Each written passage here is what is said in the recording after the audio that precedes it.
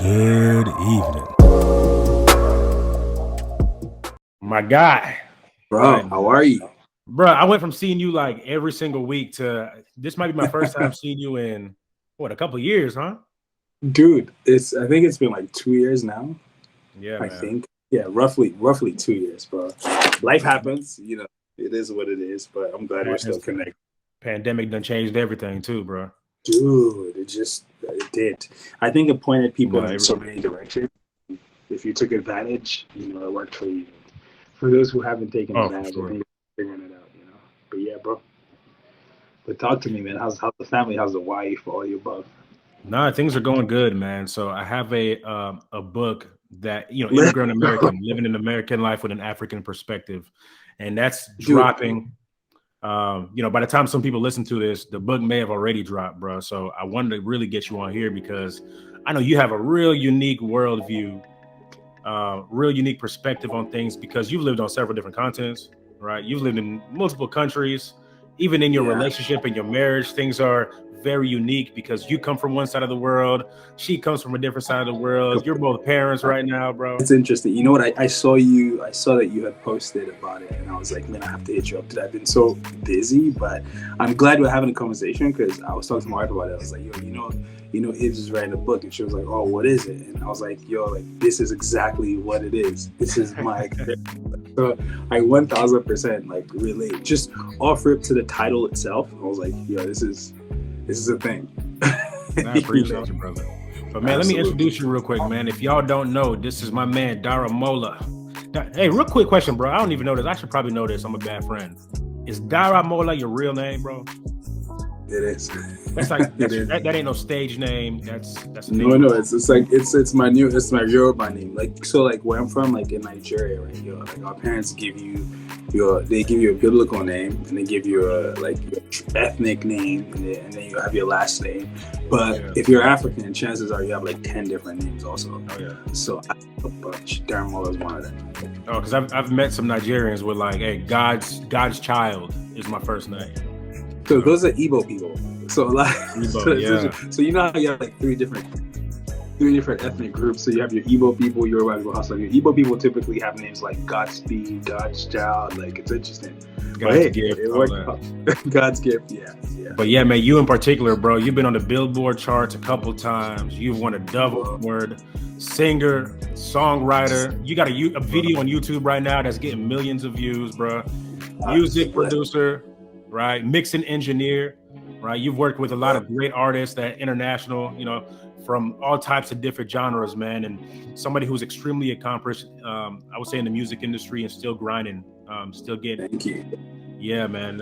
It's really dope to see the things that you're doing, bro. Matter of fact, you don't even know this, bro. Your album was like the soundtrack to my last trip to Congo. Last time my family and I went to Congo, bro, we was blasting your stuff the entire time.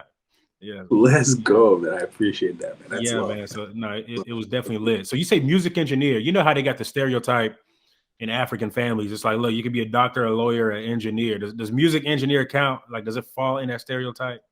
No, definitely. As long as it has music in front of it, it definitely does. Like, it's interesting because, coming to America, I like obviously as a student, so I did get my undergraduate degree, and then I got my master's. I don't know if I was fortunate enough to have, parents that weren't like overtly like, you have to do this, but it was just the unsaid thing. In so many homes, it's pronounced. You're definitely gonna. For us, myself and my father, siblings, it was definitely like unpronounced, but it was there, because then you have like family around you, like, and the way our country is, like, it's a very communal space. Like, like when they say you're raised by a village, you literally are raised by a village. Like, you walk outside of your house, and somebody outside can be like, would your father be happy to see you coming out like that? Go back and change it. You're like, you're not my father, you're not my mother, but it's just one of those things where it's the culture. The country that we're from, so yeah, man. It wasn't even in Congo, bro. But like even in Congo, bro. Like even our teachers had permission to, if I'm out of line, our teachers had permission to just like, hey, to whip us and set us right back straight. It really takes a village. Yeah, man, it takes a village. Good. That's good, but just there's so much that just being in the States and really having a balance of you know, the culture has taught me even about the many things that we went through in Nigeria. But that's a whole nother I'm pretty sure you probably dive into that in your book. So yeah, that's Yeah, another man. conversation. No, we're gonna dive into it because even though I'm not Nigerian myself, I understand a lot about Nigerian culture. Especially like one of the prominent things is jollof rice. Right, you talk about the most popular dish in all of Yeah. Africa, jollof rice. And Right. in my book, in one of the chapters, I talk about the Jollof War.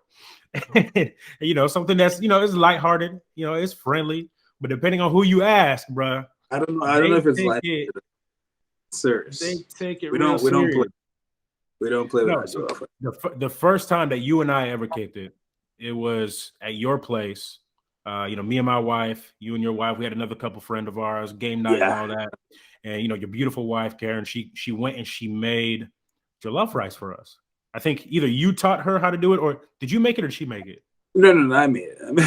You made it. Okay. And there's no disclaimer. She definitely cooks me jollof, but I made it on this particular occasion. And I remember eating it, bro, and it was so good. Seriously, it was good. And I had to compare it because, you know, that's what you do when you eat jollof. I had to compare it. And I was like, man, my people from Ghana, you know, the people from Ghana, I feel like they make better jollof, man. I'm sorry, bro. Hey, chill. No. Bro, no. You can't do it. Look, please. Okay. You can't tell another Nigerian that a Ghanaian makes jollof rice better than he does. Dude, like, you know what I like in Ghanaian jollof rice too sometimes. There's this guy in the UK. Man, I'm like literally losing track of his name right now, but he's a chef, right? And he made like canned jollof rice in a box. And I don't want to really disrespect Ghanaian people, but when you make the comparison, that's how I feel. That Ghanaian jollof rice, it's in a box. Nigerian jollof rice, on the flip side, is exactly what jollof rice is supposed to be like, and what it should taste like, and what it should look like. But look, we can have this conversation. We can go back and forth. I don't want to go into that. There's nothing to prove. You had the food, and if you really think Ghanaian jollof rice is better than what I made for you, bro, I have to respectfully say that you're deceiving yourself, bro. I said it was really good. It was really good. You know, not better. Look, how you gonna say I don't want to be disrespectful to Ghanaian, and then you said something that was completely disrespectful, comparing it to canned foods. No. Bro, I love my Ghanaians, bro. I love my Ghanaian people. But when it comes to jollof, I prefer my Nigerians always. Okay. We can't, dude. It's, you know what I realized, that argument is actually now in pop culture, and it's, you go on Google and just type in Nigerian jollof rice, and you just see a long list, Ghanaians, Nigerians. But you know, let me just put it this way, and just so I can like end it on a good note. This topic, all jollof rice is, as long as it's African, you know, of course, Nigerian takes the bait for winner, but you know, for the purpose and sake of, you know, making good with my fellow Africans, you know, we're one and we're unified, you know, and so I'll just leave it like that. But those who know. I love it. Man, yo, give us a rundown, man. So were you born in Nigeria? How did you get over to where you're living right now in South Florida? Because I know you've lived in the UK. I think at one point you lived in Mexico, right? So give us a story, man. No, you didn't. I didn't. I didn't. I would know a lot more Spanish than I do right now if I lived in Mexico. Okay. So I wish I did, but no, I didn't. I was born and raised in Nigeria, Lagos City to be precise. Went to college, went to high school, did the whole nine, you know, and I did my secondary school education, which is equivalent to high school here in the States. In Nigeria, my mom's a musician, dad's a pastor, you know, all my siblings, like, we're as Nigerian as it gets. Nice. My mom was a musician in the Nigerian gospel music scene, and which is how I got involved in music. But yeah, man, I started playing drums at my dad's church, basically, like just the whole, like, that's how it started. Somewhere in 2005, we would make we took trips to England back like a couple of years prior for like the summer, but in 2005 we would go because, you know, my mom always had this thing, and my parents always had this thing that they wanted their kids to school abroad. So my mom made it in a ways that she got a situation in England. We moved to England. and I completed my last year of high school in a place called Somerset, which was like way outside of London. My older sister started her university education at the University of Bath in London, and we were there just doing our thing for about a year and a half, and you know, we had to go back home. And when I say we had to go back home, it was one of those things where, you know, God said it's time to go home. You know how it is in African homes. Yeah, Like you have yeah. to, I feel like sometimes God speaks to Africans more than he speaks to everyone. Because in Africa will outrightly tell you God said every African, you know. And so yeah, we moved back to Nigeria, and then I think about a couple of months into moving back, I just started to study for SATs. It was super random. We always thought we were gonna go back to the UK, and I passed the SATs, and then I moved to the States. And back then, dude, I didn't even know what an HBCU was. I didn't know any of those things. I Wow. just knew, I was applying to, bro, I applied to the first school on the list, Alabama A&M University. And then I applied to, you know, University of Maryland, Baltimore County, Eastern Shore. And then also, I believe I also applied to UCLA. But as God will have it, the Alabama A&M gave me my, you know, my acceptance like for August. I believe UMBC and UCLA gave me acceptance for spring. And I was like, what am I waiting for? So, dude, I literally flew. Like a couple of months later, we worked everything out, got my admission, all the above, flew into Baltimore, landed in Baltimore on a Sunday night. Now, because And that was your first time in the US? First time in the US, period. Sunday night, land in Baltimore. My uncle comes to pick me up. My cousin would chill. All of us, we eat, blah, blah, blah, because I have like cousins there. And the next morning, myself and my uncle were on a plane to Alabama. Stopped over in Atlanta on a changed to, I remember everything like night and day. Switched it and literally got to Alabama A&M.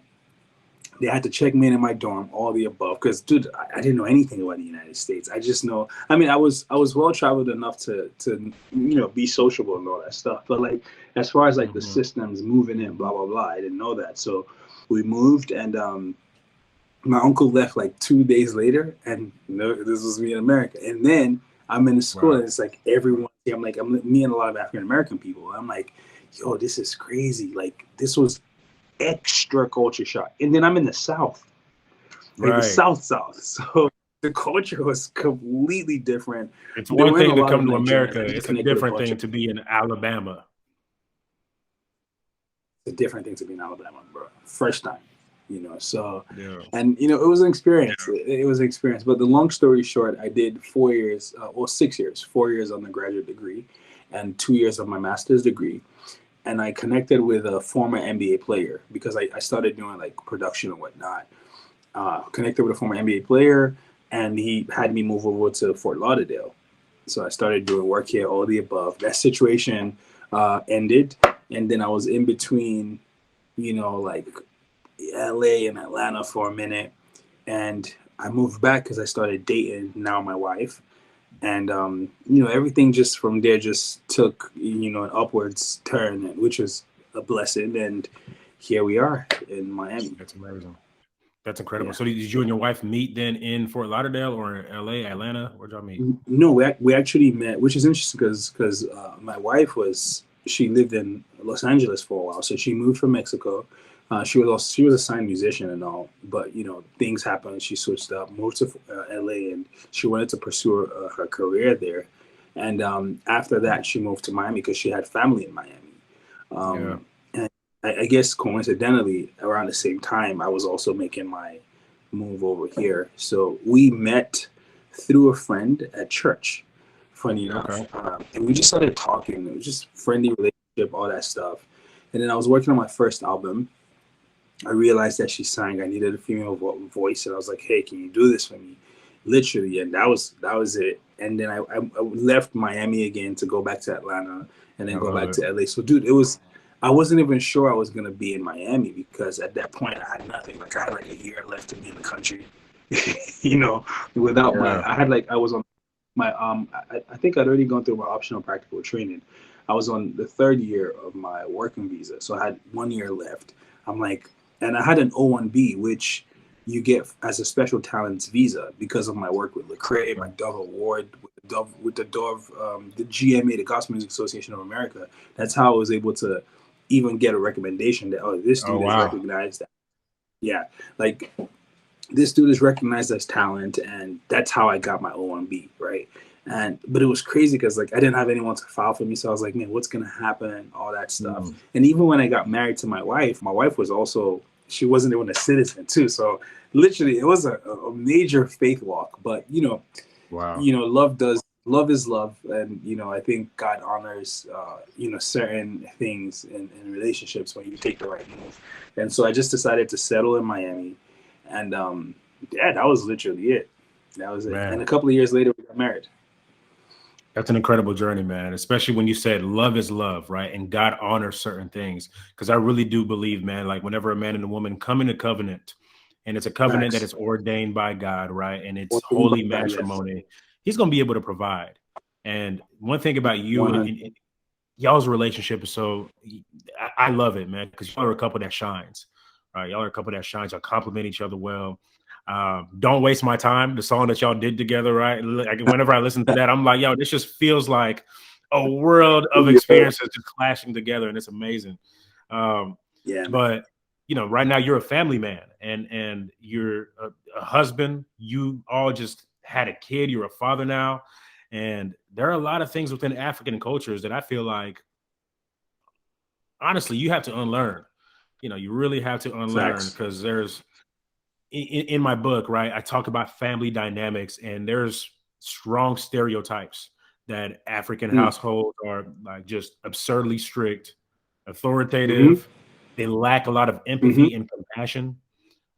Everybody learns how to be passive aggressive because whenever you voice your real aggressions, they're met with all these different ramifications. Shoot, Yeah. but from the age of 0 to 20, you can't even talk about or be seen with somebody from the opposite sex. But then if you're a woman, by the time you're 21, it's like, yo, where's your husband at? Where's But yeah, for the yeah, first 20 yeah. years, I can't talk about boys, but now it's like, yo, where's my husband? All of a So sudden, yeah, man. yeah, man. And then of course, whenever Our you're a culture. kid, everything that you say just kind of gets dismissed as like liberal nonsense. You're just a child. I don't want to hear what you have to You're say. just a So you're child. And yeah, yeah. so so Dude, so it's as you became a Mhm. family man, how did you have to learn? Did you have to unlearn some things, man? What was that dynamic like for you? I'll tell you this. Fortunately for me, I grew up in a home where my father always, you know, he always chose the culture of the Bible over our culture. Mm, And that's not to say we're not culturally inclined. We are. We're Yoruba people, but he just always, and even when it wasn't overtly pronounced in actions, it was pronounced vocally. Like, it's the Bible's culture over our culture when it comes down to it. And that's not to say that we don't have our cultural norms, but just certain things come with the territory of being born in an African home. It just is what it is. Like, right. if it's not from your parents, it'll be from the next person. If it's not from the next person, it'll be from your uncle, your aunt, whatever. It's like, oh, kids don't have a voice, little things like that. And over time, I've gotten to realize how unhealthy those things are. Yeah. And like, and I just want to, I'll throw this in there. It's so sad that a good population of Nigerian youth are just depressed, bro. Like, and we don't like Wow. to call, Yeah. we especially Africans, we don't like to, like, oh, depression, what is depression? Like, I'm in a country, we're toughening it up. I was like, nah, like, you shouldn't be, unfortunately, you shouldn't have to deal with that. But Yeah. the conditions in the country, governmental conditions, the way life is in that side of the world, unfortunately makes for unnecessary like developments of toughness that you don't even need. And I think just now is the idea of mental health being even more discussed in Nigeria, because people are realizing, like, yo, like, stuff is actually messed up in this space, and like, we're going through a lot. And all that to say, a lot of what I've had to learn with my daughter, my daughter's just 18 months. And even first with my wife, like, there are things that I had to unlearn. And people don't understand, it's a lot easier to learn new things than to unlearn old things. Oh you yeah. know and that's what I've had to do in my marriage. And like, I'm like, okay, what are things that, and like I said, fortunately for us, my father modeled a lot of good stuff for us, us being myself and my brother and also my sisters. But like, there were things I had to also, like, okay, what are things that I think I don't do that I'm actually doing. You know, Mm, like I could be passive aggressive over time, right, and my wife is straight up communicate, tell me, spell it out to the T. That's how right. she is. And but then I also realized that I had to also be like that, because it hasn't only helped me in my family life, but it's also helped me as a business professional. you Mm, know we yeah, have this era, is a false humility that a lot of Africans have. And when I say false humility, I don't mean in the sense of, oh, well, I'm just going to fake humble myself here. It's not necessarily that. I think it's also a shyness and an aversion to taking bold moves. So you would actually find that a lot of Africans, I might be wrong in my experience, and this has happened to me with time also, that I've had to like check myself on. We just randomly apologize for stuff we don't have to apologize for. Like, I had an experience with a huge artist, uh, African artist in the studio, and we're there with a bunch of people. And I'm seasoned in the States. He just came in for a quick session, and I hmm remember he was like recording, and he just like he maybe messed up on a few lines, and he just kept saying, "Oh, I'm sorry, I'm sorry. Let me do this again. I'm sorry." And that might just be a thing he's saying. It might not really mean anything, but in the grand scheme of things, when I think about that phrase, I think about the many times it's used as a mechanism to just, because it's not like you're not confident. It's just, I don't know. So just a lot of these things, and I think about my daughter. I want my daughter to grow up to be brave and bold and speak her mind, and not have to apologize for having an emotion or an yeah, opinion. And I think that's something that oftentimes, even myself, when I think about the other people outside of my parents who raised me, like we say, it takes a village. I think about moments when it was that. I remember even moments when I would have wanted to, like, maybe an older person, you don't speak back to older people. You don't ever report an older person to another person in front of the older person. Like, the whole Hmm, idea of right, disrespect. So much BS, so much abuse, so much, so much has been done to kids, all in the name of respect. you know yeah, and when you think about, so those are things that I know. And unfortunately, a lot of those struggles, I've not necessarily had to have them, because I grew up in a pretty stable home, for a yeah, Nigerian kid. And when I say stable, we know how Nigerians are also, because, for example, oh, you don't get divorced, but you just have your parents living at home. It's even worse, because it's like you're yeah. just there, like you exist in. No, it's a lot of things, man. Dude, like we can. It's and that's why I was really happy when you wrote the book. Sorry, because I feel like I'm going on a long tear. Like, I was No, no, really you're happy. good, It was bro. like, man, like this is good, because this is going to bring to light a lot of the things that we've grown up with that doesn't ever make sense. Even the mixture of the religious and the traditional together, like, saying things that Jesus never said that we should do as families, like Oh, little oh, things like that. boy. So just to directly answer and wrap it up, I guess my hope and my journey as a father is to make sure my daughter is empowered. Um, my daughter never has to feel like she belongs in the kitchen. Yeah, Like, imagine our president a couple of years ago making a statement, and they were like, "Oh, where's your wife, Aisha Buhari?" And it was like, "Oh, she's in the kitchen where she belongs." I'm like, wait, imagine what what? that does to an entire society, right, of women who believe that they If are the more. president says it, Yeah. exactly.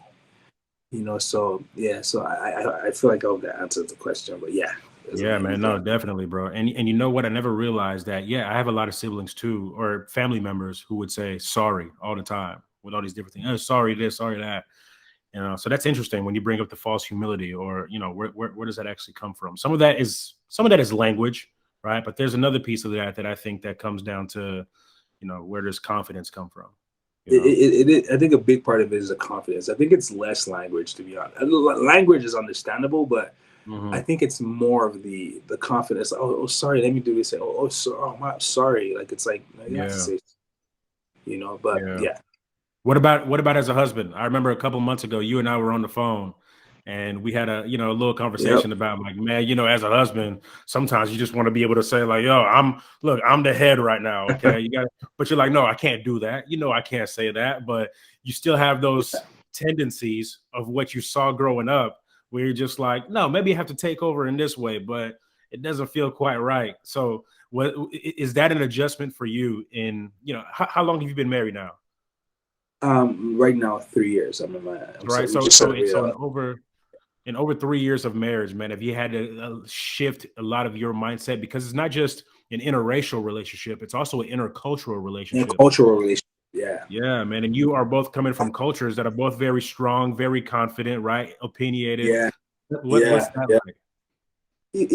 I've had to, in many ways, just be very cognizant of the many things that I don't think are there sometimes, and like, there's times that me and my wife have spoken, or my wife and I have spoken, and she'll say stuff like, "Oh, you sound like you're sounding this way," and sometimes I'm like, "Yo, chill, like, what's up?" But then some other times I've had to actually reflect and say, okay, what does this mean? Because there is a cultural divide just off rip, and it's like, how do I bridge that gap or that divide? And bridging that divide doesn't take me out of the element of who I am as a Nigerian man. It actually doesn't. What it does, though, is it puts me more in the element of what it is to be a human who wants to do things the right way. Yeah. I think so. Oftentimes we tend to throw empathy and humility on the side and just say we don't need those things. And I think when it's all said and done, the real way to do life and do relationships is with empathy and humility, regardless of where you're from. Sure. But so oftentimes we're like, when you come from a very chauvinistic society, right? Like, certain things just come with that. Fortunately for me, like I said, and a lot they're of seen things as are the norm. They're just accepted. Exactly, and they're just accepted. And I've had to, like I said, fortunately, a lot of good stuff was modeled for me. But then again, it's one thing for stuff to be modeled. It's another thing for you to, like, consciously follow it. And you don't know what it looks like until you're in a situation. And many times I catch myself saying, I'm the man, like, blah, blah, blah, blah. And then I have to remind myself, no, just do what God has called you to do in this space. Love, care. Then it's really that simple. Everything else will add up, because respect begets respect. But so oftentimes that's not the story it is the story with marriage. And I guess the dimension is, when respect begets respect, sometimes respect doesn't look like respect, right? It's sometimes you Explain have that. to, What do you mean by that? meaning you respecting, because so oftentimes we look to people to respect us and we forget about respecting ourselves. And there's a statement, Nigerians say it a lot, like, yo, respect yourself. And we say it as a joke, like, guy, like, why are you doing that? Respect yourself. And I think as a man, what I've had to do is, what ways can I respect myself within the context of my marriage? And what that essentially means is really holding firm to values that matter. Wow. Knowing how to wield the power that God has given me and the dominion that God has given me, and knowing what that means within the framework of how my wife sees me. Right. So, for example, even the idea of dominion, responsibility, like, sometimes we mistake responsibility for owning up to something. And oftentimes responsibility has nothing to do with what you did, has everything to do with you taking control of a situation.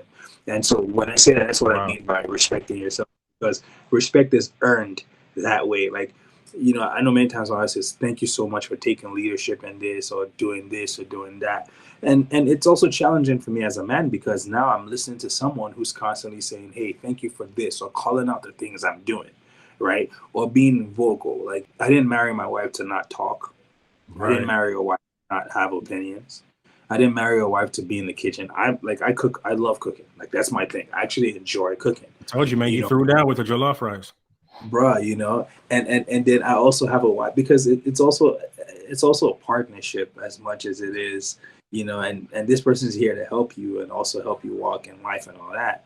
And so oftentimes we forget that as men. So there's I think there's been a few things I've had to, adjust, and I think most of those things I've had to adjust have been less of perspectives and more of realities, because I think I've always at least had a decent perspective, especially seeing how my dad has always treated my mom and how she got to do what she wanted to do, because that's what humans and grown-up people do, and then so seeing that, I'm like, okay, cool. But then it's like, how does my action match this? And I've also had to figure that out, tap myself on the shoulder. And some of those things are not even limited to the culture. Sometimes it's just limited to manhood.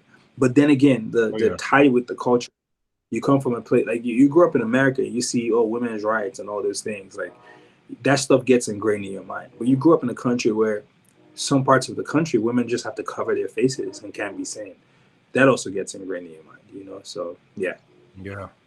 Yeah. You know what's interesting about that is because I grew up around a lot of Congolese people in Dallas. And even then they would say something about Eve, he's different because he still has these traditional Congolese values, but a lot of the way that he acts, the way that he thinks about the way that he communicates with us, it seems, I don't know if progressive is the right word or Americanized is the right word, but I always felt like I was always walking that not even perfect, but just it was always a balancing act of trying to hold on to my traditional African values, because I think there are a lot of things there that I believe in and that I think that are valuable and important in my marriage. 100%. And then there are a lot of things that I believe in that I'm like, hold on, I got to unlearn the way that I saw this thing growing up. Right. And a lot of that has to do with, you're always taught how to provide it and how to protect. But there's a third P that I put in there is participate.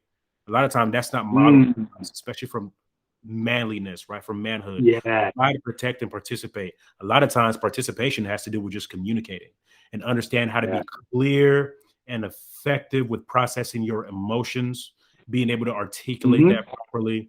I think something that helps you with that is just being proficient with writing, right? Reading, writing. As I was writing this book, bro, there were so many things that came out that I didn't even know that I could process, or so many things that came out. And I had to really take a step back and say to myself, wow, I can't believe that just came out of me. Right? I didn't even know that I was capable of writing that. But being proficient in writing helps you become a better communicator. And I think it really helps in marriage. As a songwriter, bro, have you ever found that that's a good way for you to express yourself? And does that ever at all help you clearly communicate the way that you're feeling? Oh, no, 1,000%. Like the job of a songwriter is literally to, get experiences and word them in such a way that people can relate so well to it. That it's like, wow, thank you for just saying, essentially summarizing my emotions with these lines, these super clear lines, like without missing the mark on what I was trying to say or how I was trying to say this. And I think that's helped. And being a songwriter also being a performing artist, like, I have to utilize the resolve of my emotions when I work and my experiences. So most, if not all of my music is literally that. Like I've had moments, I have a song like on my album called Don't Be Mad at Me. Like it's literally that. It's like, don't be mad at me for too long. I hope you see the bigger picture because you're right there, And I remember saying that to my wife. I was like, exactly. Like, like you're having an issue with this particular moment, but in the big picture, this is actually where we are.